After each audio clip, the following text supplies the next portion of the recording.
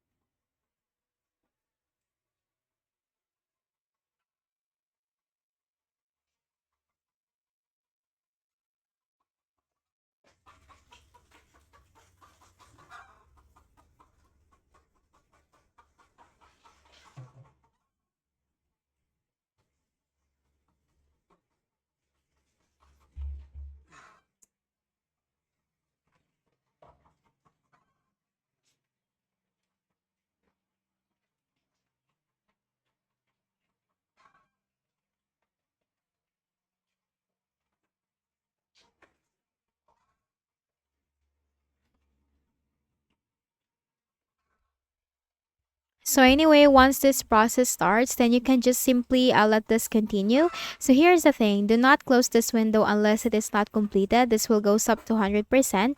And if it is not yet completed, you can just simply minimize this, but do not close the window. So once this is completed, just simply close this. Then you can also run the second command if that doesn't work for you. So type CMD again in the Windows search bar. Click on Run as Administrator here. Then you need to type here sfc space forward slash scan now. Hit enter. So it's the SFC scan. So this process will also take some time.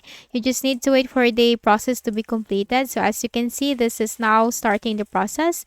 So depending on your Windows, this process could take longer than 20 minutes. But what you can do not close this window unless it is completed. You can just simply minimize this and multitask on your Windows, but do not close this.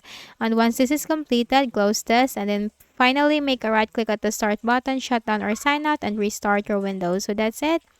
I hope this video helped you. Kindly please do not forget to hit the like button and subscribe to our channel for more videos and tutorials. Thank you for watching.